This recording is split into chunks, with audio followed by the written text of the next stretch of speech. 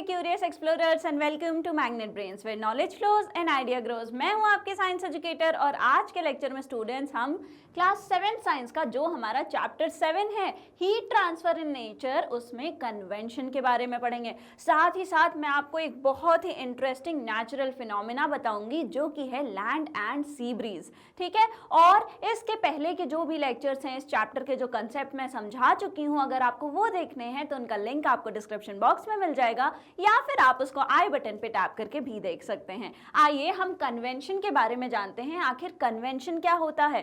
तो students, solids की अगर हम बात करें तो हमने सॉलिड्स के केस में कंडक्शन पढ़ लिया था कि एक जो पार्टिकल्स है वो हीट होता है और वो अपनी जो हीट एनर्जी है वो बगल वाले पार्टिकल को दे देता है, और ऐसे ही जब ट्रांसफर होता रहता है हीट का तो पूरा जो मेटल है या फिर पूरा जो कंडक्टर है वो क्या होता है, गर्म हो जाता है। लेकिन लिक्विड्स में क्या होता है, गैसेस में क्या होता है, आइए हम आज वो ही पढ़ते हैं। तो कन्वेक्शन, ठीक है। लास्ट में मैंने आपको कहां पे छोड़ा था, लास्ट में मैंने आपको एक क्वेश्चन के साथ छोड़ा था कि जो स्मोक है, जो आप कभी देखते होंगे कि अगरबत्ती जल रही है तो उसका स्मोक जो है ऊपर जाता है, कहीं चिमनी से आपने देखा होगा स्मोक जो है ऊपर जाता है। आखिर वो जो स्मोक है वो ऊपर क्यों जा रहा है, आइए हम वहां से जो है कंटिन्यू करते हैं। Pema draws Palden's attention to the rising smoke from the burning firewood around which they are sitting। तो ये जो हमारी कॉन्वर्जेशन चल रही थी, ये जो हमारा पूरा चैप्टर जिस कॉन्वर्जेशन के अराउंड बिल्ड हो रहा था कि पेमा और पाल्डेन जो है एक सिबलिंग है और वो जो फायर प्लेस के किनारे बैठे बातें कर रहे हैं, तो वहाँ पे पेमा ने पाल्डेन का अटेंशन उधर किया, किधर, जहाँ पे उसने देखा कि ये जो आग है उससे जो स्मोक निकल रही है वो ऊपर जा रही है, वो क्या कर रही है, राइज हो रही है। ठीक है, तो why is the smoke going up? अब जो स्मोक है, जो धुआं है, आखिर वो ऊपर क्यों जा रहा है। try to understand why smoke rises, let us perform an activity। तो ये समझने के लिए to understand कि आखिर ये जो स्मोक ऊपर क्यों ही जा रहा है। कभी आपने देखा है कि आपने अगरबत्ती जलाई और उसका धुआं नीचे आ रहा हो, ऐसा कभी भी नहीं होता है। तो आखिर जो स्मोक है वो ऊपर क्यों जा रहा है, आइए एक एक्टिविटी परफॉर्म करते हैं और हम देखते हैं। तो एक्टिविटी 7.2 है जो आपकी बुक में, उसमें आपको क्या करना है, इसमें आपको दो जो है कप्स लेने हैं, जो नॉर्मल पेपर कप्स हल्के वाले आते हैं आप वो ले सकते हैं। ठीक है, उसके बाद क्या करना है, hang them using threads of equal length in inverted position on the two ends of wooden stick. तो आपको बेसिकली ये जो है ये आपको सेटअप तैयार करना है। एक जो है वुडन स्टिक लेनी है और उसमें दो बिल्कुल सेम लेंथ का धागा बांधना है और उनको जो पेपर कप्स हैं उनको उल्टा करके जो है लटका देना है, बिल्कुल ऐसे बैलेंस्ड रहे, दोनों सेम लेवल पर रहे, हमको ऐसा सेटअप जो है वो बनाना है।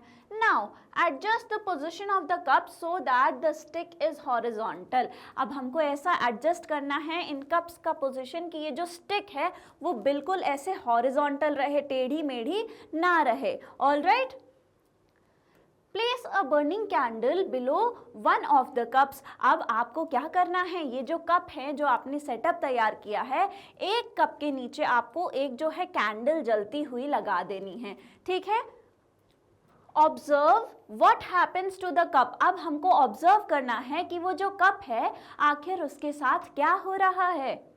Record your observation in table 7.3 and think of probable reasons। और जो आपकी बुक में टेबल 7.3 है उसमें आपको अपना ऑब्जर्वेशन जो है उसको रिकॉर्ड करना है और आखिर क्यों ऐसा हो रहा है इसके बारे में सोचना है।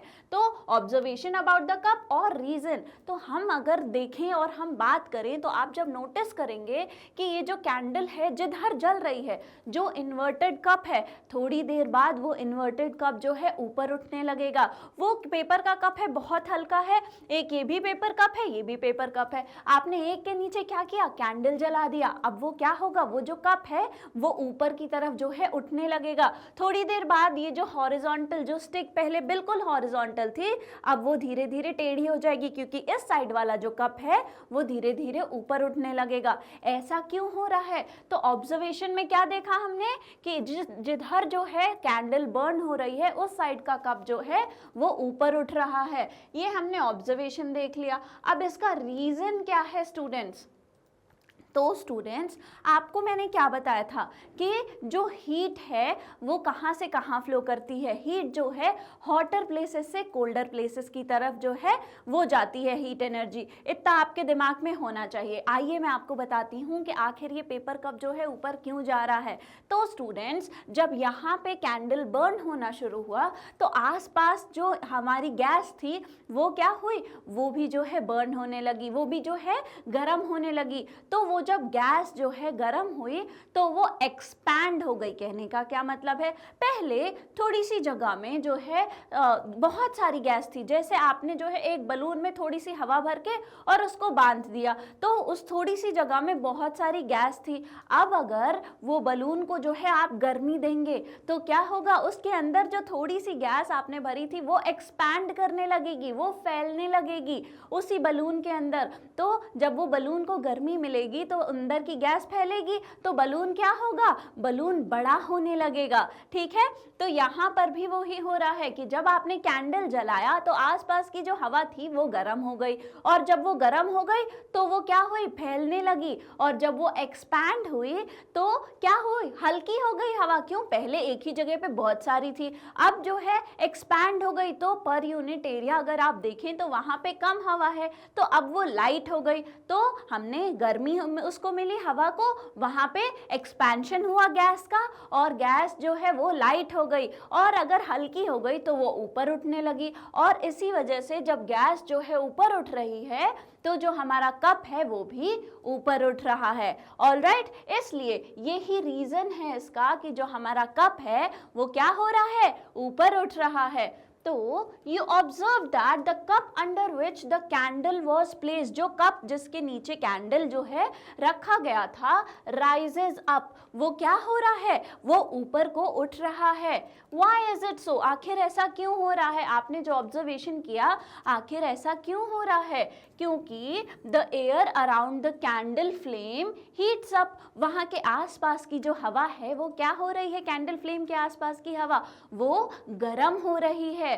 ठीक है, as the air in the cup warms up, और साथ ही साथ जो अंदर हवा है वो क्या हो रही है, वो भी गर्म हो रही है। और जब एयर जो है वो गर्म होगी तो क्या होगी, जो एयर है वो गर्म होके एक्सपैंड होगी। ठीक है, वो क्या करेगी, वो फैलेगी, एक्सपैंड होगी एंड ऑक्यूपाइज मोर स्पेस। और अगर एक्सपैंड होगी, जैसे बलून का एग्जांपल देकर मैंने बताया, तो क्या होगा, एक्सपैंड होगा तो ज़्यादा जगह चाहिए होगी उसको। ज़्यादा जगह के चक्कर में बलून क्या होता है, फूल जाता है जब उसमें उसको गर्मी मिलती है। तो इसलिए स्टूडेंट्स, तो एयर क्या हुई, एयर जो है गर्म हुई, एक्सपैंड हुई, और अब उसको क्या चाहिए, ज़्यादा जगह चाहिए। As a result, it becomes lighter and rises up, और जब उसको एक्सपैंड हो रही है तो वो दूर दूर चली गई, अब वो क्या हो गई है, हल्की हो गई है। थोड़ी एरिया में अगर आप देखेंगे तो कम गैस है, अब वो एक्सपैंडेड है, पूरे में जो गर्म गैस है वो फैल रही है। तो वहाँ पे क्या हो रही है, एक्सपेंशन की वजह से वो लाइट हो गया है, तो गैस जो है वो लाइट हो गई, एयर जो है वो लाइट हो गई, हल्की हो गई, उसकी वजह से क्या हो गई, वो ऊपर उठेगी, हल्की चीज़ जो है वो ऊपर उठने लगती है। इसलिए जो है वो राइज अप जब होगी तो साथ ही साथ हमारा जो कप है वो भी राइज अप होगा। क्यों, क्योंकि उसके अंदर की गैस जो है वो गर्म होके एक्सपैंड होके लाइट हो गई, तो इसकी वजह से वो ऊपर जा रही है। इसलिए हमारा कप हमको क्या होगा, ऊपर जाता हुआ दिखेगा। Alright,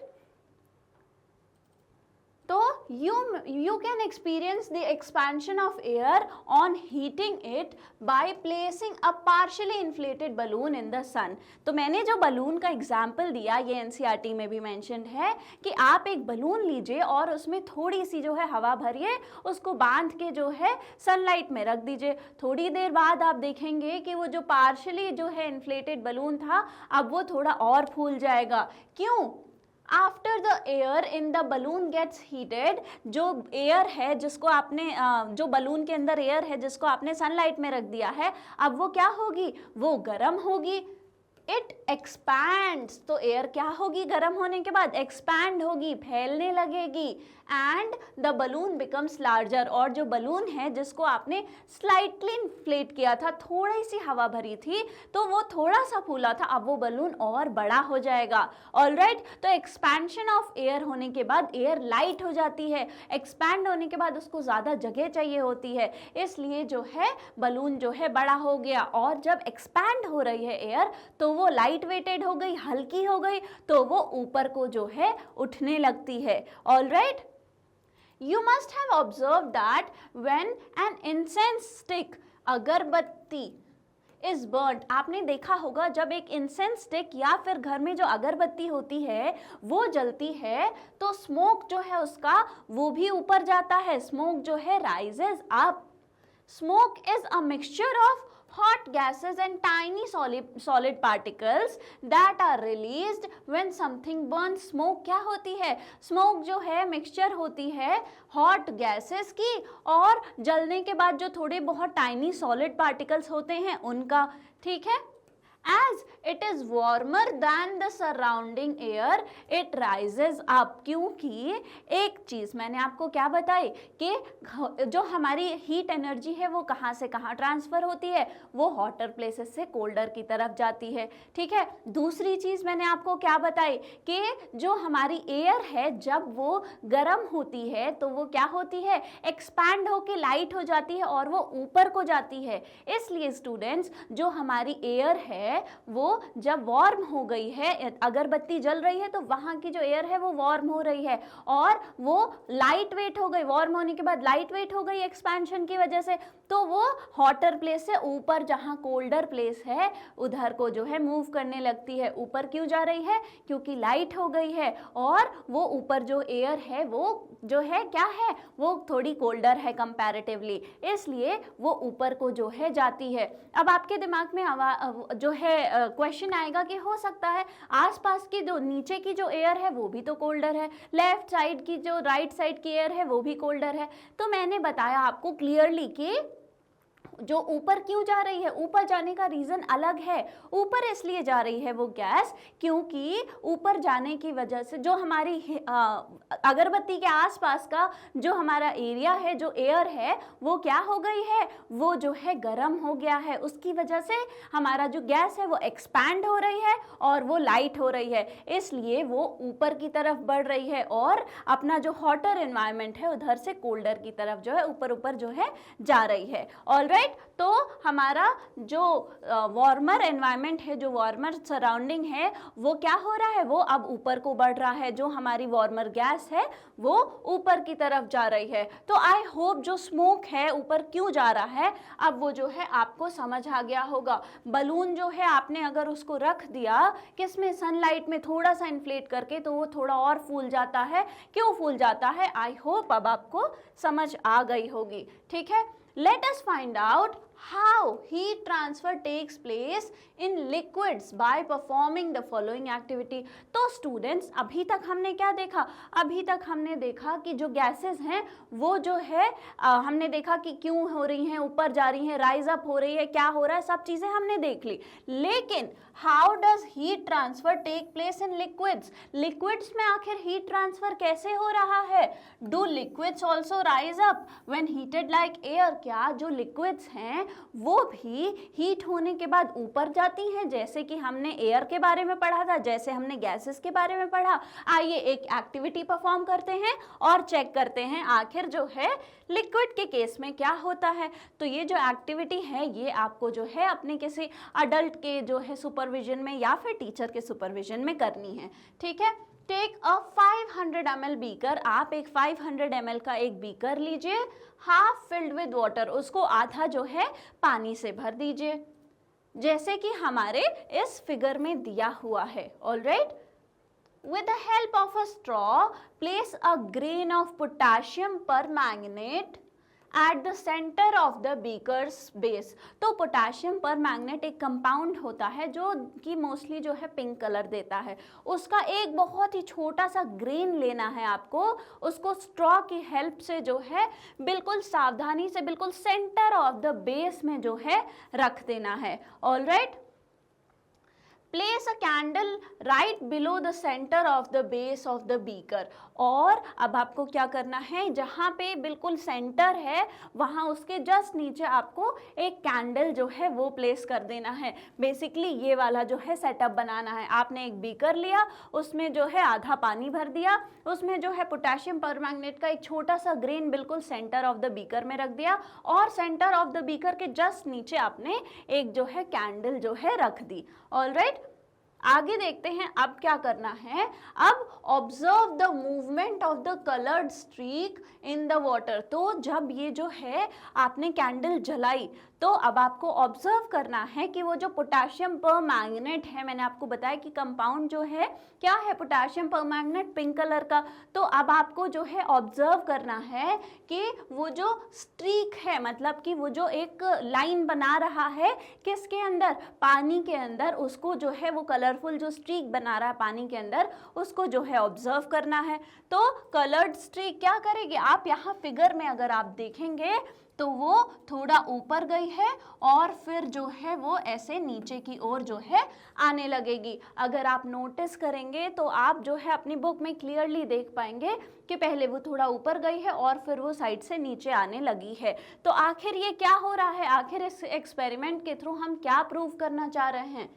as you supply heat, जैसे ही आप जो है हीट जो है सप्लाई करते जाएंगे, a streak of colour starts moving up and then coming down from the sides. तो आप देखेंगे कि जो स्ट्रीक है कलर्स का, वो पहले क्या हो रहा है, पहले ऊपर जा रहा है। मैं चाहती हूँ कि आप अपनी बुक खोलिए और ये वाला जो डायग्राम है 7.5b उसको ऑब्जर्व कीजिए कि पहले जैसे हमने यहाँ पे हीट देना चालू किया, वो जो पोटेशियम परमैंगनेट का ग्रेन आपने बिल्कुल सेंटर में डाला था, उसमें क्या हो रहा है, वो ऊपर की तरफ जो है पिंक कलर का एक स्ट्रीक उठ रहा है। वो कहाँ से उठ रहा है, बिल्कुल सेंटर से, जहाँ परमैंगनेट पोटेशियम परमैंगनेट था। लेकिन और वो फिर ऊपर जाएगा थोड़ा और वो साइड ऑफ द बीकर से वापस से नीचे आने लगेगा। आखिर ये चीज़ जो ये एक्टिविटी है ये क्या बताने की कोशिश कर रही है, यहाँ से हम क्या जो है इन्फर करना चाह रहे हैं। Why does the streak of colored water go up in the middle and comes down from the side? तो ऐसा क्यों हो रहा है कि सेंटर से जो है वो पोटेशियम परमैंगनेट ऊपर जा रहा है और साइड से जो है वो नीचे आ रहा है। आखिर ऐसा क्यों हो रहा है। The water at the bottom of the beaker gets heated up and becomes hot। तो जो वाटर है कहाँ पर, बॉटम ऑफ द बीकर में, वो हीट हो रहा है और वहाँ पे क्या हो रहा है, आपने हीट प्रोवाइड करी, बीच में पहले क्या होगा, पानी जो है गर्म होना चालू होगा और जब पानी गर्म होगा तो वो ऊपर को जो है उठने लगेगा। ऑलराइट, तो water at the bottom of the beaker gets heated, क्योंकि नीचे से उसको हीट दी जा रही है तो वहाँ से क्या होगा, वो हीट होगा और वो जो है ऊपर को उठने लगेगा और बिकम्स हॉट, और वो वहाँ से जो है गर्म होके हॉट होने लगेगा और ऊपर को उठेगा। इट एक्सपैंड्स, सेम जो हमने पढ़ा था कहाँ पर, गैसेस में, कि गर्म हुआ, अब क्या होगा, एक्सपैंड होगा, अब उसको ज़्यादा जगह चाहिए होगी। ऑलराइट, बिकम्स लाइटर, और जब एक्सपैंड हो रहा है तो क्या होगा, अब वो लाइट होगा, और अगर लाइट होगा तो क्या होगा, राइजेस। ठीक है, अब क्या हुआ, सबसे पहले यहाँ पे पानी गर्म हुआ, पानी गर्म होगा तो क्या होगा, वो जो है एक्सपैंड करेगा और एक्सपैंड करेगा तो लाइटर हो जाएगा, और अगर हल्का हो गया तो क्या होगा, वो ऊपर को उठने लगेगा।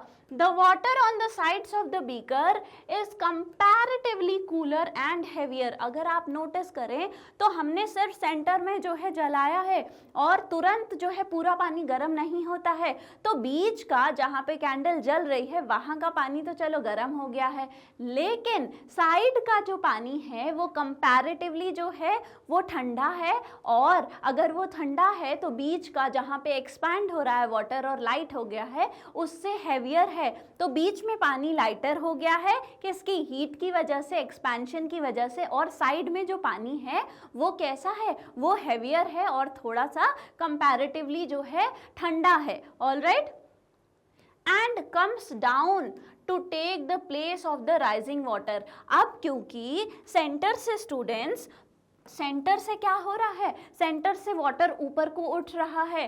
तो जब यहाँ से पानी ऊपर को उठेगा तो यहाँ पे जो जगह बनेगी तो आसपास का जो ठंडा पानी है वो उसकी जगह लेने आ जाएगा। ठीक है, क्या होगा, आसपास का जो साइड ऑफ द बीकर का ठंडा पानी है, ये अगर आपका बीकर है तो अगर सेंटर का पानी जो है वो गर्म होके ऊपर उठ रहा है तो साइड ऑफ द बीकर में जो पानी है वो जो है उसकी जगह लेने आ जाएगा। तो बिल्कुल वो एक ऐसा, और ये जो हमने यहाँ पे डायग्राम में देखा है, ये जो स्ट्रीक बन रही है, ऊपर उठा पहले क्या है, गर्म पानी, और साइड का ठंडा पानी जो है उसकी जगह लेने आ गया। ऑलराइट, तो इसलिए जो है हमको वो जो रेड कलर की, पिंक कलर की स्ट्रीक दिख रही थी, इसलिए वो दिखती है।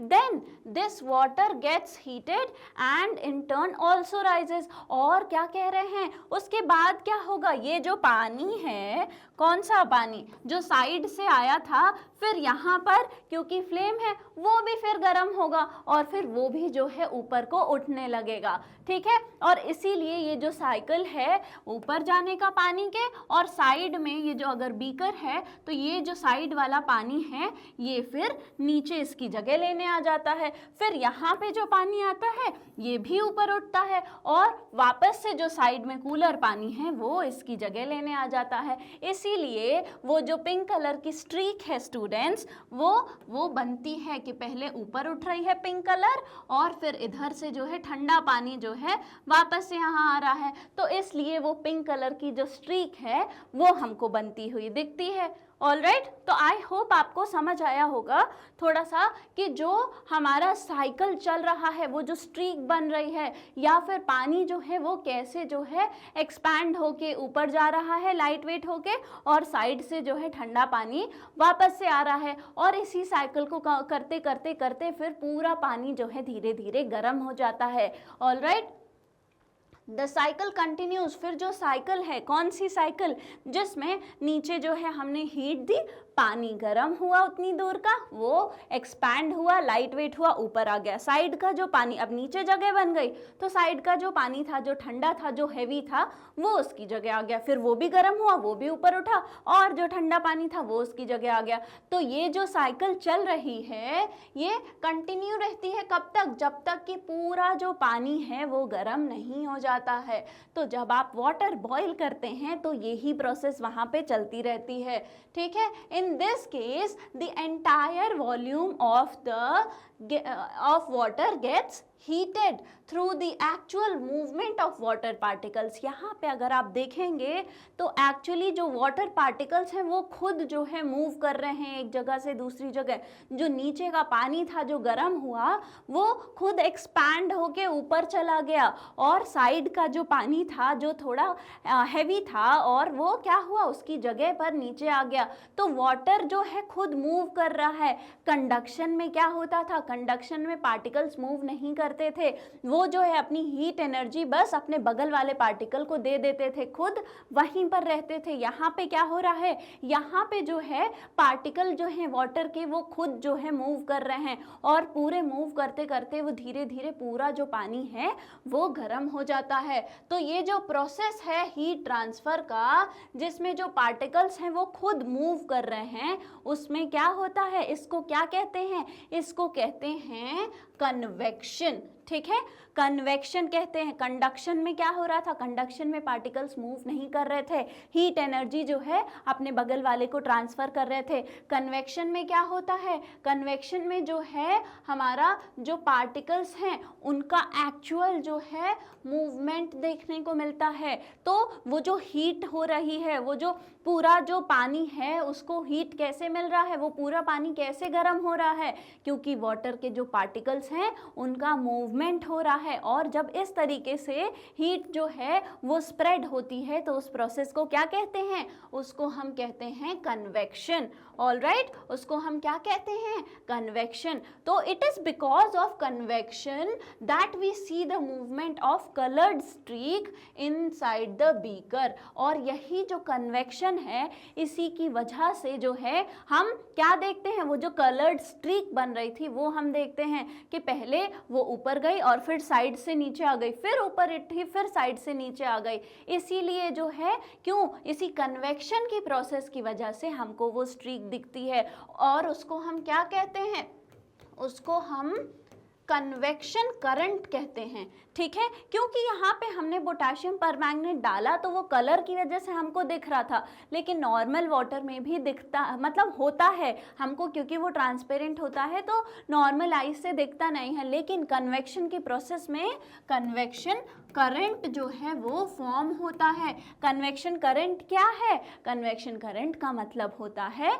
कि जो स्ट्रीक है, या फिर स्ट्रीक को अगर हम साइड में रखें तो कन्वेक्शन करंट का क्या मतलब होता है कि जो प्रोसेस, ये जो साइकिल बन रही है जिसमें जो जहाँ पे हीट मिल रही है वहाँ का पानी गर्म होगा, एक्सपैंड होगा, लाइट वेट होगा, ऊपर जाएगा। जो साइड का पानी है जो अभी भी ठंडा और हैवी है वो उसकी जगह आएगा और वापस से वो भी गर्म होगा, वो भी एक्सपैंड होगा, लाइट वेट होगा और वो भी ऊपर आ जाएगा। फिर साइड का पानी उसकी जगह आ जाएगा और ऐसे ये साइकिल कंटिन्यू रहेगी। तो ये जो साइकिल है उसको हम कहते हैं कन्वेक्शन करंट। और इसी कन्वेक्शन करंट को जब रिपीटेडली होता रहेगा और पूरा पानी जो है धीरे धीरे गर्म हो जाएगा। Alright, thus we can conclude that water like air gets heated up by the process of convection। तो ये जो वाटर है वो भी एयर की तरह जो है प्रोसेस ऑफ कन्वेक्शन से जो है हीट होती है। ठीक है, तो जो वाटर है उसमें भी क्या है, लिक्विड, उसमें भी जो है कन्वेक्शन की प्रोसेस देखने को मिलती है। और जो एयर है, जो गैस है, उसमें भी जो है हीटिंग किसकी वजह से होती है? कन्वेक्शन की वजह से होती है। Here heat transfer takes place by the actual movement of particles of liquids and gases from one place to another। तो क्या होता है, कन्वेक्शन क्या होता है? कन्वेक्शन वो प्रोसेस है जिसमें heat transfer takes place by actual movement of particles of liquid and gases from one place to another. तो कन्वेक्शन क्या है स्टूडेंट्स? कन्वेक्शन में हीट का जो ट्रांसफर हो रहा है वो किस तरीके से हो रहा है? पार्टिकल्स के मूवमेंट की वजह से जो है हीट का ट्रांसफर होता है एक जगह से दूसरी जगह। ऑलराइट, आ गई बात समझ में? हमने देख लिया क्या, कन्वेक्शन के बारे में। अब हम आगे बढ़ते हैं और जो है इसको एक बारी क्विक रिकैप करते हैं। तो transfer of heat in liquids and gases, transfer of heat हो रही है किस में? लिक्विड और गैसेस में। किस प्रोसेस की वजह से? कन्वेक्शन की वजह से। वार्मर जो पार्ट होते हैं वो लाइट हो जाते हैं, वो एक्सपैंड करते हैं, लाइट हो जाते हैं और राइज करते हैं। और लास्ट क्या है, जो कूलर पार्ट है वो नीचे जाता है और उसके बाद क्या बनता है? कन्वेक्शन करंट बनता है। ठीक है, और इसके आइए अब हम कुछ एग्जाम्पल्स भी देख लेते हैं और कन्वेक्शन का फिर मैं आपको एक नेचुरल फिनोमेना दिखाऊंगी। एग्जाम्पल्स में पहला क्या है? Boiling water. ऑफ कोर्स हमने अभी एक्सपेरिमेंट में देखा कि जो हॉट वाटर है वो राइज होगा और जो कोल्ड वाटर है वो सिंक होके हॉट वाटर जो राइज है उसकी जगह पर आ जाएगा। ठीक है, नेक्स्ट जो हमारा नेक्स्ट टॉपिक है वो है sea breeze and land breeze. अब ये क्या होता है मैम? ये आपने क्या एक नया जो है वर्ड दे दिया है। तो अब हम क्या देख रहे हैं? सी ब्रीज और लैंड ब्रीज के बारे में। तो बिल्कुल डरना नहीं है, ये बहुत ही एक जो है नेचुरल फिनोमेना है। अच्छा सा मैं आपको बताती हूँ ये क्यों हो रहा है। क्योंकि कन्वेक्शन, एयर में क्या होता है, क्या कैसे हीट ट्रांसफर होती है? कन्वेक्शन की प्रोसेस की वजह से। तो आइए देखते हैं कि आखिर सी ब्रीज और लैंड ब्रीज होता क्या है। तो Palden shares his experience of visiting beach in Kerala during winter vacation and says, तो Palden जो है वो जो है विंटर वेकेशन में केरला में बीच पर भी गया था और वहाँ का उसने वो जो है एक्सपीरियंस शेयर कर रहा है। During the day the sand or soil near the beach is hotter than water in the sea। अब वो ये कह रहा है कि दिन के टाइम पे जो सैंड है, जो हमारा या फिर सॉइल है, कहाँ पर? बीच के पास। ठीक है, जो हमारा सी होता है, उसका जो शोर होता है, वहाँ की जो सैंड या सॉइल होती है दिन के टाइम पे, बहुत ही हमको नोटिस करना है। यहाँ पे दिन और रात दोनों का कंसेप्ट मैं आपको बताऊंगी। तो अभी किसकी बात कर रहे हैं? अभी हम बात कर रहे हैं दिन की। ठीक है, तो दिन के टाइम पे स्टूडेंट्स जो सैंड है या फिर सॉइल है बीच के पास वो कैसा होता है, गर्म होता है। किसके कंपैरिजन में, जो पानी है, जो हमारे समुद्र का पानी है उसके कंपैरिजन में जो वहाँ पे रेत है वो कैसी होती है, वो गर्म होती है, ठीक है। Then water in the sea, however रात को क्या होता है, रात को अगर आप देखेंगे तो जो रेत है, जो हमारी सैंड है, कहाँ पर, सी के किनारे, वो कैसी होती है, कूलर हो जाती है। किसके कंपैरिजन में, जो हमारा पानी है समुद्र का उसके कंपैरिजन में, ठीक है। देन द वाटर, तो पेमा कहती है उस पे, इसका जो एक्सपीरियंस सुनने के बाद पेमा कहती है कि yes different objects gate heated and cold differently. तो कह रही है बिल्कुल हर चीज़ जो है, ऑब्जेक्ट जो है वो जो है अलग अलग टेम्परेचर पे उसका जो है कूलिंग और जो है कूल करने का या फिर जो है हॉट होने का जो टेम्परेचर है वो अलग अलग होता है। अलग अलग जो ऑब्जेक्ट्स हैं वो हीट और कूल जो है अलग अलग तरीके से होते हैं। कोई जल्दी जो है गर्म हो जाता है, कोई ऑब्जेक्ट जो है बहुत धीरे धीरे गर्म होता है। तो हम आइए देखते हैं। तो let us check how land and water gets heated and cooled by performing an activity. आइए हम भी एक छोटी सी एक्टिविटी करते हैं और देखते हैं कि लैंड या फिर वाटर जो है कौन जल्दी जो है गर्म हो रहा है, कौन लेट गर्म हो रहा है। आखिर वो जो चीज़ एक्सपीरियंस करी थी पाल्डेन ने केरला के सी बीच पर, वो आखिर क्या थी, क्या था उसके पीछे का कंसेप्ट, ठीक है। तो एक्टिविटी में हमको क्या करना है, एक्टिविटी उसके लिए सबसे पहले तो हमको एक क्लियर सनी डे, जहाँ पे जब धूप वाला कोई एक दिन है उस दिन हमको ये एक्टिविटी परफॉर्म करनी है और किसी टीचर या फिर अडल्ट के सुपरविजन में करनी है। ऑलराइट, तो पहले तो हमको 2 आइडेंटिकल कटोरियाँ ले लेनी है और जो है उसमें एक कटोरी में जो है सॉइल रखना है और दूसरी कटोरी में जो है पानी रखना है। तो जो ये सेटअप आपको आपकी बुक में दिख रहा है फिगर 7.6 में, उसमें 2 कटोरियाँ हैं और एक में आधा जो है सॉइल भर रखा है और दूसरे में आधा जो है पानी को हमने भर के रखा है। Fix a laboratory thermometer in each bowl. Make sure that the bulbs of the thermometer are immersed in soil and water and do not touch the bottom of the sides of the bowl. यहाँ क्या कहना चाह रहे हैं, कहना ये चाह रहे हैं कि अब आपको क्या लेना है, थर्मोमीटर लेना है, जो लेबोरेटरी थर्मोमीटर आता है वो लेना है और वो आपको जो है फिक्स करना है जैसे आपकी फिगर में है। उसको जो है हमको दोनों ही कटोरियों में डालना है, लेकिन उसका जो बल्ब है वो जो है हमारी सॉइल और वाटर के अंदर होना चाहिए, लेकिन जो बेस है कटोरी का उसको टच नहीं करना चाहिए। ऑलराइट, तो हमने क्या किया, हमने एक लेबोरेटरी थर्मोमीटर दोनों में एक एक जो है लगा दिया, उसका बल्ब अंदर इमर्ज कर दिया, लेकिन पूरी जो बेस है कटोरी की उसको टच नहीं होने दिया। ये जो हमने है अपना सेटअप जो है तैयार कर लिया। अब place the setup in the sunlight. अब जो सेटअप है उसको हमने क्या किया, सनलाइट में जो है प्लेस कर दिया। Measure the temperature of soil and water every 5 minute. Her 5 minute पे जो है आपको देखना है कि उस थर्मोमीटर में क्या टेम्परेचर जो है वो दिखा रहा है और अपना डेटा जो है आपको इस टेबल में, जो टेबल हमारी 7.4 है उसमें जो है फिल करना है। तो आइए मैं आपको बताती हूँ कि आखिर वहाँ पर हुआ क्या होगा, ठीक है। तो और साथ ही साथ क्या करना है, study the rise in temperature of soil and water. और जो है जो टेम्परेचर जितना राइज हुआ है सॉइल में और वाटर में वो दोनों को ही आप स्टडी करिए, आखिर किस में कितना जो है डिफरेंस आपको देखने को मिल रहा है, कौन फटाफट से गर्म हो गया, कौन जो है टाइम ले रहा है गर्म होने में। तो did the temperature rise by same amount for both soil and water at the same time. क्या दोनों ही जो टेम्परेचर है बिल्कुल फिक्स, दोनों में ही सेम अमाउंट से जो है टेम्परेचर राइज हो रहा है एक गिवन पॉइंट ऑफ टाइम पे, क्या दोनों टेम्परेचर जो है वो सेम ही तरीके से जो है बढ़ रहे हैं, दोनों ही जो है हमारे सब्सटेंसेस हैं, एक वाटर है एक सॉइल है, क्या दोनों में सेम ही चल रहा है process. If not, which one gets heated faster. अगर ऐसा नहीं है तो कौन सा जो है हमारा सब्सटेंस जो, या चाहे सॉइल या फिर वाटर, कौन सा जो है जो जल्दी जो है गर्म हो गया। How much was the rise in temperature of soil and water in 20 minute. तो 20 मिनट में जो है कितना टेम्परेचर का राइज हुआ था, कितना टेम्परेचर बढ़ा था दोनों में ही। वाटर में 20 मिनट बाद क्या टेम्परेचर बढ़ गया था और जो हमारा सॉइल है उसमें 20 मिनट्स बाद क्या टेम्परेचर बढ़ गया था, ये सारी चीज़ें जो हैं हमको देखनी है। तो आफ्टर 20 मिनट्स, 20 मिनट के बाद आप देखेंगे कि टेम्परेचर जो है सॉइल का, जो हमारा सॉइल था उसका टेम्परेचर ज़्यादा बढ़ चुका होगा। किससे? हमारे वाटर से।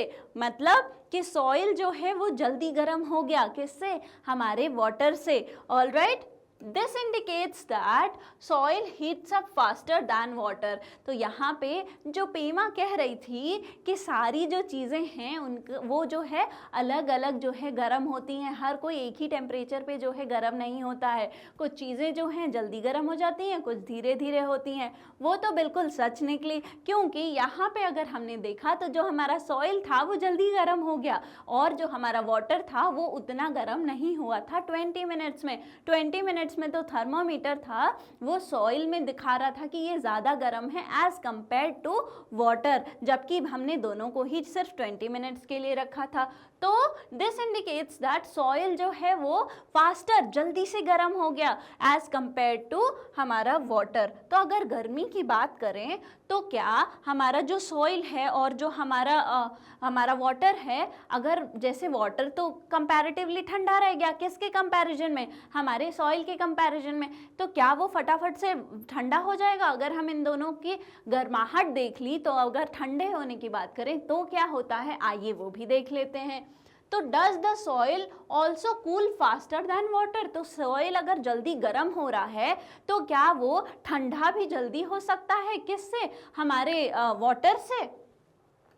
After letting the soil and water get heated, bring the setup indoors and let it cool for 20 minutes. अब जब जो है 20 मिनट बाहर हमने देख लिया हीटिंग वाला, जब हमने अपना एक्सपेरिमेंट कर लिया, अब वो सेटअप को आप एक काम करिए, आप जो है उसको घर में ले आइए और फिर वापस से जो है 20 मिनट्स वेट करिए। You will observe that soil cools faster than water just as it gets heated faster. तो आपको जो है आप ये ऑब्जर्व करेंगे कि जो सॉइल है वो जितनी जल्दी गर्म हो रहा था उतनी ही जल्दी ठंडा भी हो रहा है। ठीक है, तो सॉइल जो था वो गर्म भी जल्दी हुआ था और वो ठंडा भी जल्दी हो रहा है। 20 मिनट्स के टाइम में सॉइल ज़्यादा ठंडा हो गया एज कंपेयर टू हमारा वाटर। तो थर्मोमीटर जो था उसने ये दिखाया कि 20 मिनट में इसका जो हमारा सॉइल है उसका टेम्परेचर ज़्यादा गिर गया और जो हमारा वाटर है उसका टेम्परेचर उतना ज़्यादा कम नहीं हुआ। ठीक है, तो सॉइल क्या हुआ? सॉइल गर्म भी जल्दी हुआ और ठंडा भी जल्दी हो गया। तो अब हम जो पीपल हैं कहाँ पर अब हम किधर बढ़ रहे हैं? अपने लैंड और सी ब्रीज वाले टॉपिक की तरफ बढ़ रहे हैं। तो जो पीपल हैं कोस्टल एरियाज़ में रहने वाले, जो हमारे समुद्र के किनारे रहने वाले लोग होते हैं, वो एक्सपीरियंस करते हैं एक बहुत ही इंटरेस्टिंग फिनोमिना जो कि heating and cooling of land and water की वजह से जो है होता है। क्योंकि ये जो हीटिंग और cooling of land and water है ये अलग अलग रेट पे होती है। एक जल्दी गर्म और ठंडा होता है, दूसरा जो है थोड़ा टाइम लेता है।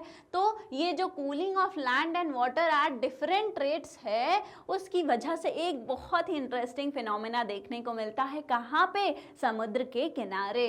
ठीक है, as the land gets heated faster than water during the day, क्योंकि दिन में क्या है? सनलाइट है। सनलाइट में क्या होगा? मैंने अभी आपको बताया। आपको अब ये सोचना है कि जब जो है समुद्र के किनारे सनलाइट पड़ रही है तो पानी जल्दी गर्म होगा या फिर जो सैंड है वो जल्दी गर्म होगा? हमारा जो सैंड है वो जल्दी गर्म होगा। तो लैंड वाला पार्ट क्या हो रहा है? जल्दी से गर्म हो जा रहा है। ऑलराइट, तो land gets heated faster than water during the day. Of course, it causes warm air above the land to rise. तो ये क्या करता है? ये जो हमारा गर्म जो है एयर वहाँ पे, कहाँ पे? लैंड क्या हो गया? गर्म हो गया। तो वहाँ की जो एयर है वो भी गर्म हो गई। अब जब एयर गर्म होगी तो वो क्या होगी? वो एक्सपैंड करेगी, लाइट वेट हो जाएगी और वो ऊपर को राइज करेगी।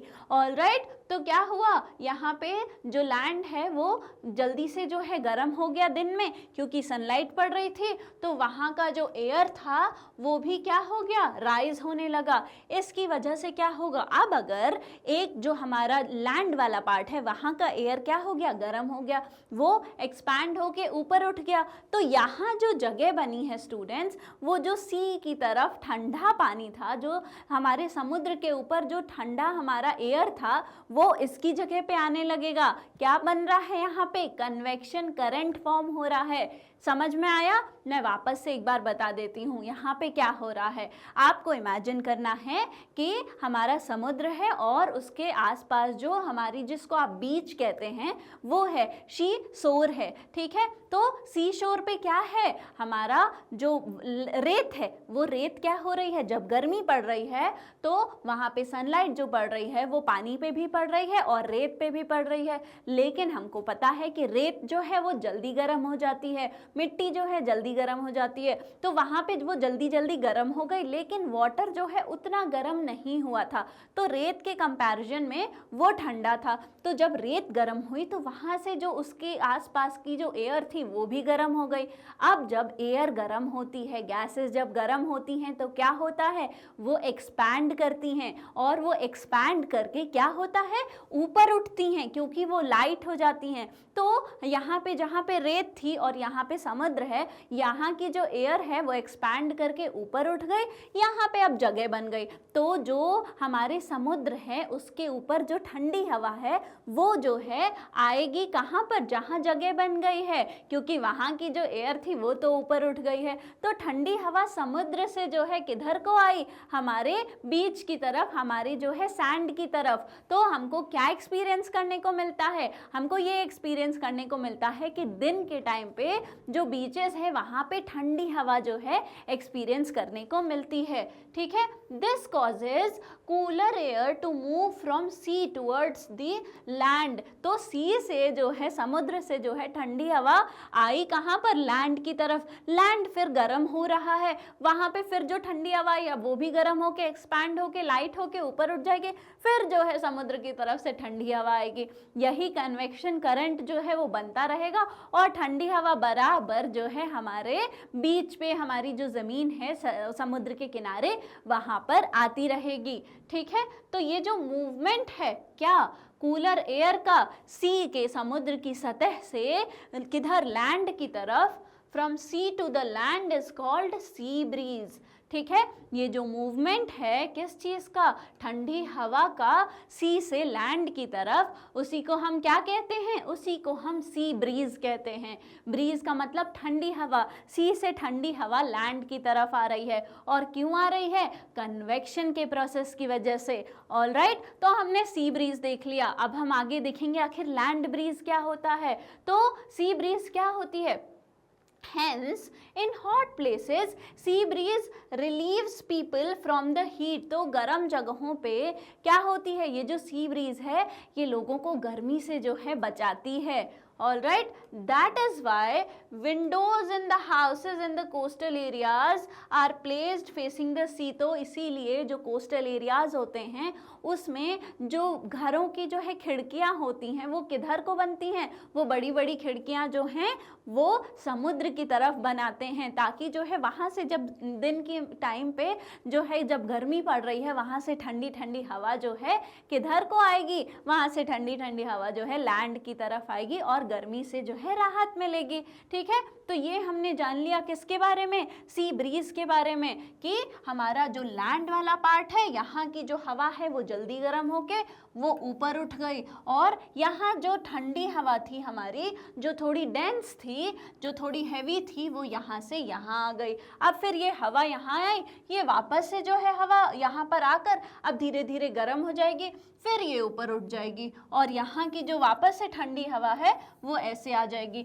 तो ये जो साइकिल है ये चलता रहेगा, और यहाँ से जो ठंडी हवा है वो आती रहेगी, गर्म जो लैंड है, और हमको ठंडी हवा का जो है वो रोज़ एहसास होता रहता है। ऑलराइट, तो सी ब्रीज के बारे में हमने जान लिया, और सी ब्रीज जो है कहाँ पर देखने को मिलती है, कोस्टल एरिया में। क्यों? क्योंकि कन्वेक्शन हो रहा है, कन्वेक्शन का जो प्रोसेस है, कन्वेक्शन करंट्स जो है वो फॉर्म हो रहे हैं। और रात को क्या होता है, ये तो दिन की बात हो गई। हमने ये पढ़ा कि जो हमारी सॉइल है वो जल्दी गर्म भी होती है और जल्दी ठंडी भी होती है। तो रात के टाइम पे हमको ये समझ आ जाना चाहिए अभी तक कि जो हमारा लैंड वाला पार्ट है वो क्या होगा, वो जल्दी से ठंडा हो जाएगा।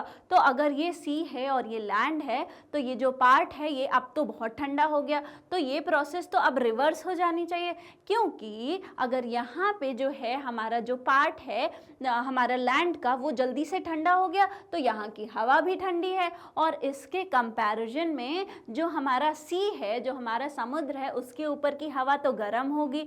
अगर यहाँ की हवा गर्म है तो वो क्या करेगी, वो एक्सपैंड होके लाइट होके ऊपर उठ जाएगी। तो जो लैंड है वहाँ से जो हवा है ठंडी ठंडी वो कहाँ जाएगी, सी की तरफ जाएगी। तो ये जो हमारा सी ब्रीज था उसका तो ये रात को प्रोसेस पूरा क्या हो गया, पूरा जो प्रोसेस है वो उल्टा हो जाता है। तो रात को क्या होता है, द प्रोसेस रिवर्सेस। रात को ये जो सी ब्रीज का प्रोसेस है वो बिल्कुल उल्टा पड़ जाता है। In the absence of sunlight, अब यहाँ पे सनलाइट नहीं है, हीट जो है नहीं हो रही है, तो जो लैंड है वो जो मिट्टी है, जो हमारा जो ज़मीन है वो क्या हो जाती है, वो ठंडी हो जाती है। हमने पढ़ा था कि जितनी जल्दी गर्म हो रहा था उतनी ही जल्दी जो है मिट्टी ठंडी भी हो रही थी। Than the water in the sea, तो वाटर के कंपैरिजन में जो है लैंड बहुत जल्दी जो है ठंडी हो गई। एज अ रिजल्ट इसकी वजह से जो एयर अबव द सी है वो क्या होती है, गर्म हो जाती है। तो अगर हम कंपेयर करें तो जो लैंड है और जो हमारा सी है, तो जो सी के ऊपर की हवा है वो गर्म है। अब वो गर्म है तो वो ऊपर उठेगी, क्यों, क्योंकि हमने पढ़ा है कन्वेक्शन की वजह से वो ऊपर उठेगी। तो वो जो नीचे जगह बनेगी, ये जो हमारी लैंड की ठंडी हवा है वो उसकी तरफ जाएगी और वहाँ पर जो है चली जाएगी। तो यहाँ पे क्या हुआ, ये हमारा लैंड है, यहाँ पे क्या है, कूलर लैंड है, यहाँ पे ठंडी हवा है जो कि हैवी है, और यहाँ पे क्या है, कंपैरेटिवली गर्म है। तो यहाँ पे जो हवा है वार्मर है वो ऊपर उठेगी, यहाँ की हैवी हवा इधर आएगी। तो हवा जो है वो लैंड से सी की तरफ बहने लगेगी। तो अगर सी से लैंड की तरफ आ रही थी दिन के टाइम में, हम उसको सी ब्रीज कह रहे थे, तो जब लैंड से सी की तरफ आएगी तो हम उसको क्या कहेंगे, हम उसको लैंड ब्रीज कहेंगे। ऑलराइट, समझ आ गई। तो रात को सी ब्रीज वाली प्रोसेस बिल्कुल उल्टी होके क्या बन जाती है, लैंड ब्रीज बन जाती है।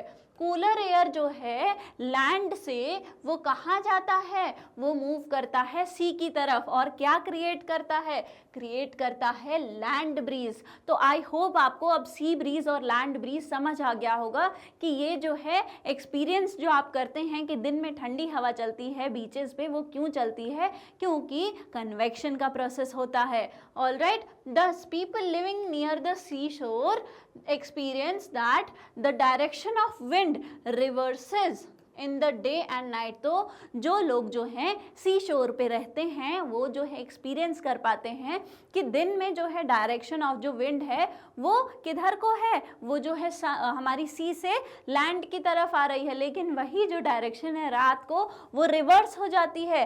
रात को जो है वो लैंड से सी की तरफ जो है हवा जाने लगती है। ऑलराइट, तो ये हो गया हमारा लैंड और सी ब्रीज के बारे में। तो लैंड ब्रीज और सी ब्रीज क्यों हो रहा है, क्योंकि अनइवन हीटिंग है लैंड और सी के बीच में दिन और रात में। क्यों हो रहा है, क्योंकि जो हमारा पानी है और जो हमारी मिट्टी है वो दोनों अलग अलग रेट पे जो है गर्म और ठंडे होते हैं। ठीक है, तो डे टाइम पे क्या देखने को मिलता है, सी ब्रीज देखने को मिलती है। लैंड जो है वो हीटअप होती है जल्दी, किससे, वाटर से। उसकी वजह से जो लैंड के पास एयर होता है वो भी गर्म होता है और वो हॉट होके ऊपर जो है राइज कर जाता है, और उसकी जगह पे ठंडा जो एयर है जो कि सी के ऊपर है वो आता है और उसकी जगह ले लेता है, और इसी को क्या कहते हैं, सी ब्रीज। हम एक्सपीरियंस करते हैं ठंडी हवा का आना जो समुद्र से किधर, लैंड की तरफ।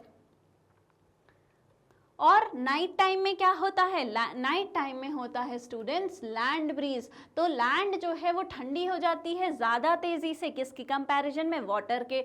तो जो एयर है हमारे सी के ऊपर अब वो गर्म है और वो जो है वो ऊपर होगी। तो जो ठंडी हवा है लैंड की वो कहाँ मूव करके जाएगी, वो मूव करके जाएगी सी की तरफ। इसलिए हम एक्सपीरियंस करते हैं कि जो है रिवर्स हो गई है डायरेक्शन अब जो है हवा की, और उसी को कहते हैं लैंड ब्रीज। तो आई होप आपको जो है लैंड ब्रीज और सी ब्रीज जो है समझ आ गया होगा, आपको जो है कन्वेक्शन का प्रोसेस समझ आया होगा, और ये जो नेचुरल फिनोमेना है ये आप बिल्कुल एक्सपीरियंस कर सकते हैं किसी भी जो है कोस्टल रीजन में। तो convection, sea breeze, land breeze, ये जो हमारा लेक्चर है ये यहीं पर ख़त्म होता है। आपको अगर और भी लेक्चर्स के वीडियोस देखने हैं तो वो बिल्कुल फ्री में अवेलेबल हैं हमारे मैग्नेट ब्रेन्स के यूट्यूब चैनल, हमारे मोबाइल एप्लीकेशन और हमारी वेबसाइट पे। साथ ही साथ ई नोट्स और ई बुक्स का लिंक आपको डिस्क्रिप्शन बॉक्स में मिल जाएगा। और स्टूडेंट्स हमारे जो अदर टॉप कोर्सेज हैं जो कि इंग्लिश और हिंदी दोनों ही मीडियम में अवेलेबल हैं, चाहे वो सीबीएसई बोर्ड हो, Delhi board, Bihar board, UP board, MP board, Rajasthan board,